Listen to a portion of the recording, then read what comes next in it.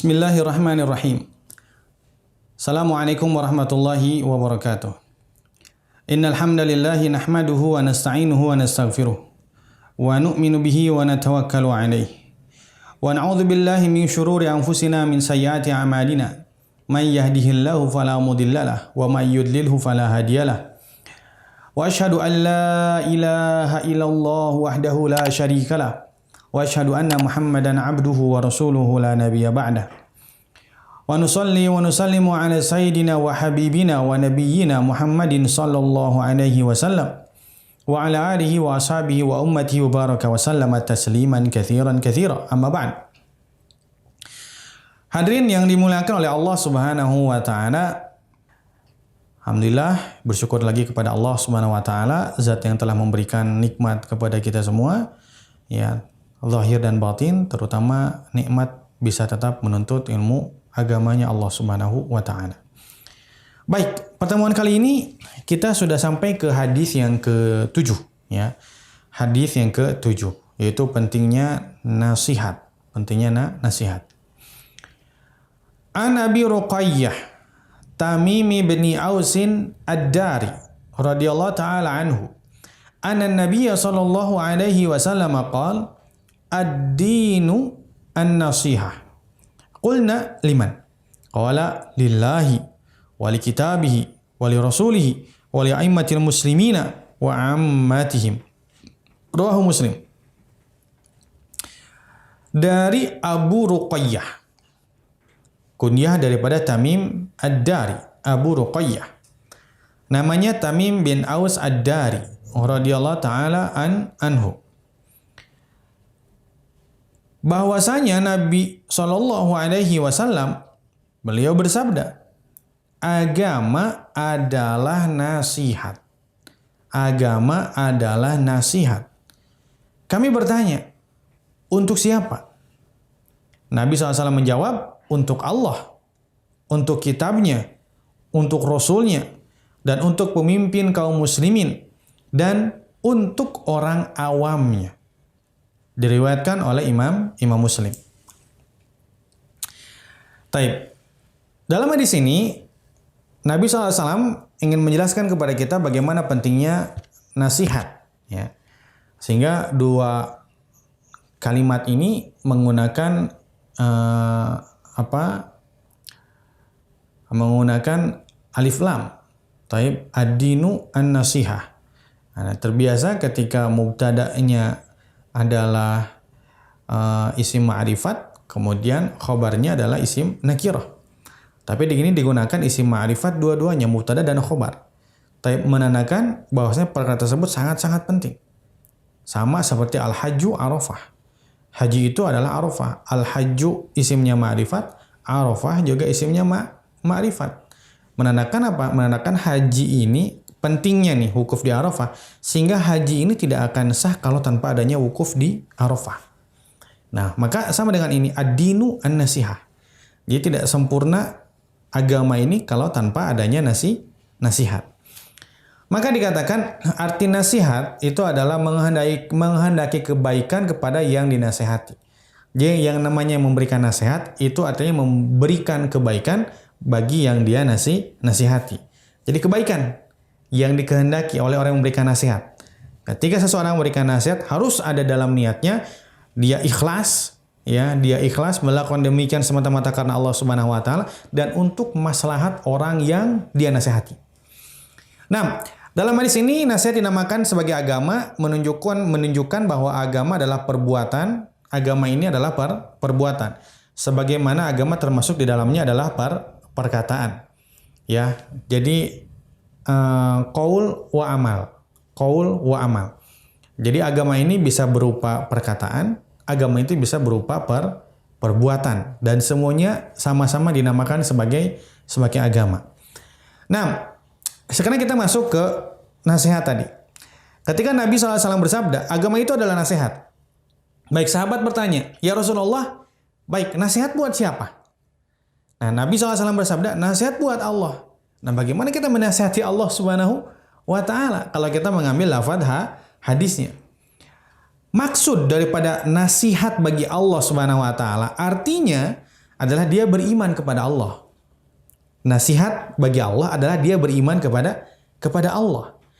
Ia menjauhi daripada menyekutukan Allah Subhanahu wa taala, menjauhi semua perbuatan-perbuatan ataupun perkataan-perkataan yang bisa membuat dia mensekutukan Allah Subhanahu wa taala.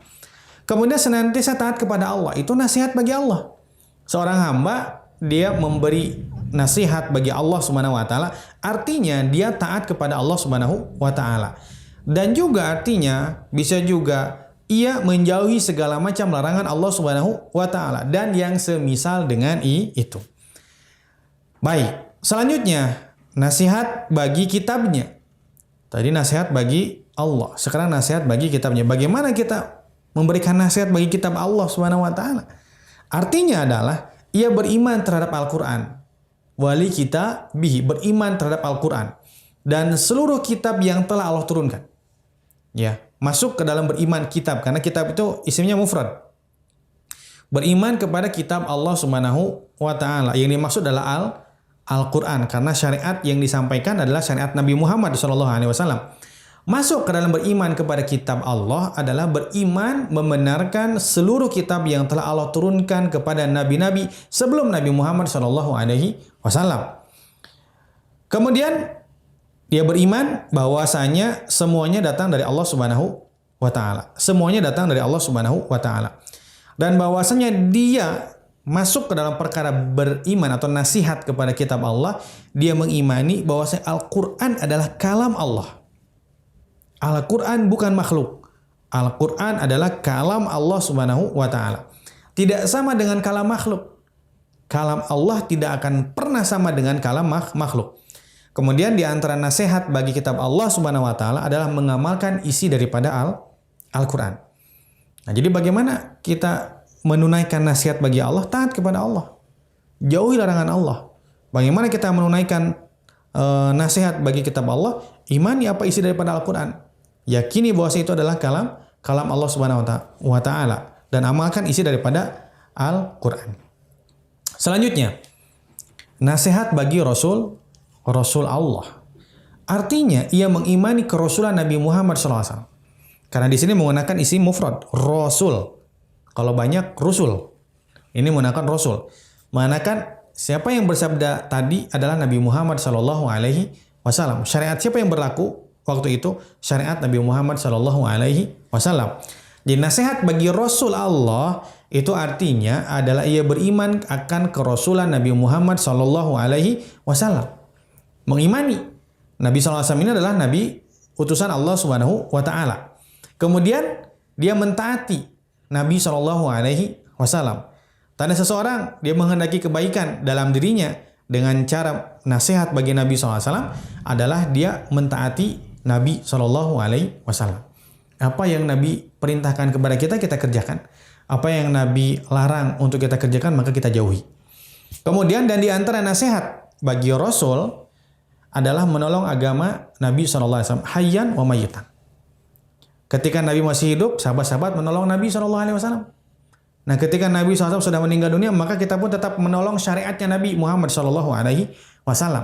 Maka hakikatnya kita adalah menolong Nabi Muhammad SAW. Sunnah Nabi kita yang dimatikan, yang tidak diamalkan oleh umat saat ini, maka kita hidupkan. Maka kita telah menolong agama Nabi SAW.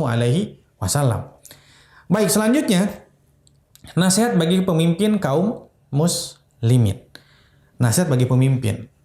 Taib, nasihat bagi amir. Taib, bagaimana caranya kita menasihati amir? Mentaatinya dalam perkara yang hak. Nasihat kepada amir dari segi globalnya, bukan hanya satu sisi. Kalau hanya satu sisi berarti ketika pemimpin berbuat salah kita tegur. Nah, bukan. Ini sisinya banyak sekali. Nasihat untuk pemimpin kaum muslimin. Yang pertama, bagaimana kita senantiasa mentaati pemimpin kita dalam perkara yang hak. Seperti sholat di belakang mereka. Kita tetap sholat di belakang pemimpin. Karena di zaman dahulu, biasa yang menjadi imam sholat adalah pemimpin. Adalah khalifah yang biasa menjadi imam sholat. Maka kita tetap sholat di belakang mereka. Jihad bersama mereka. Tetap berjihad bersama mereka. Tidak memberontak terhadap mereka. Ini catatannya adalah di sini a'immah muslim. Mereka adalah pemimpin yang muslim. Tidak boleh untuk memberontak terhadap mereka. Walaupun kita melihat sesuatu yang kita ingkari. Ya, tidak ada ketaatan kepada makhluk dalam maksiat kepada Allah. Ketika pemimpin menyuruh kita untuk berbuat maksiat, tidak ada ketaatan kepada makhluk. Yang ketaatan yang disyariatkan untuk dikerjakan adalah ketaatan dalam hak.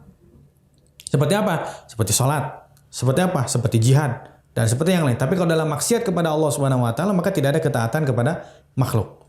Taib. Kemudian dan tidak boleh memberontak terhadap pemimpin. Walaupun pemimpin tersebut zalim. Mendoakan kebaikan buat mereka. Di antara nasihat bagi pemimpin kaum muslimin adalah mendoakan kebaikan buat mereka.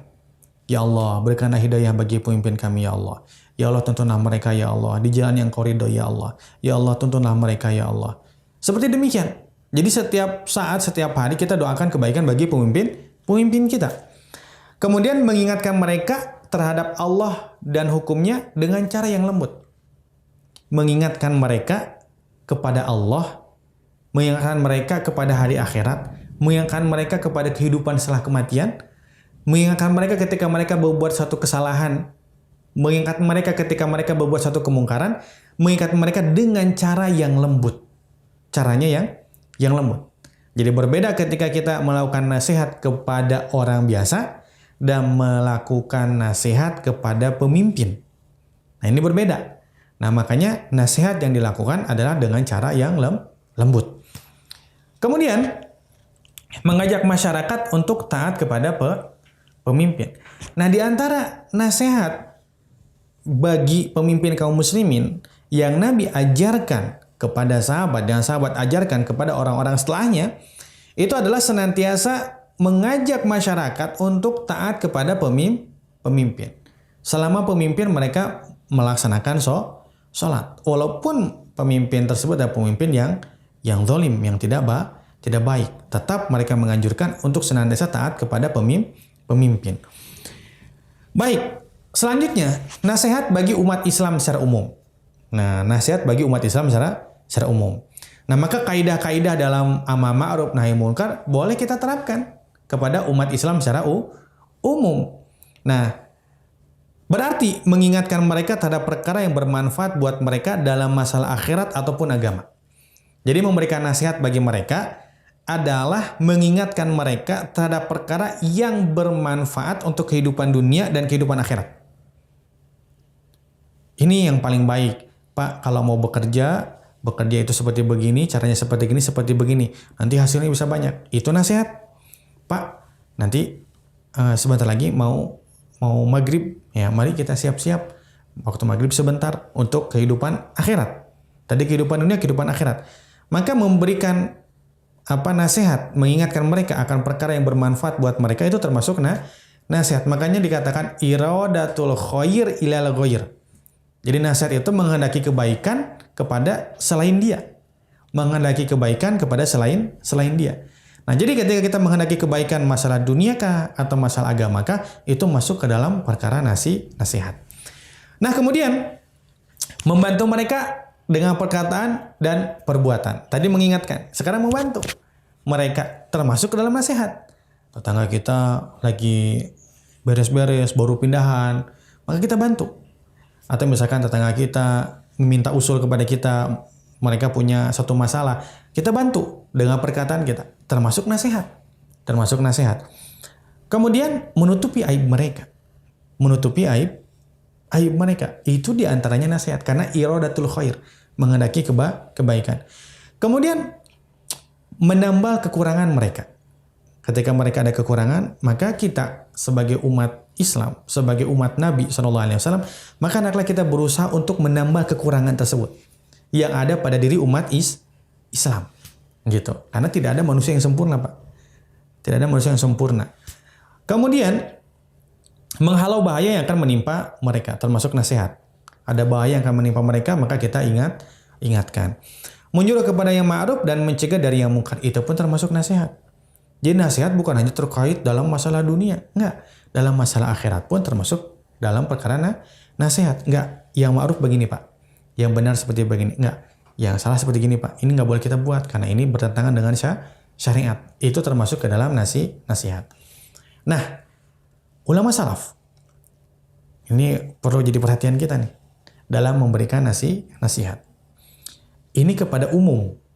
Kalau kepada umum kaidahnya seperti begini, apalagi kepada pemerintah.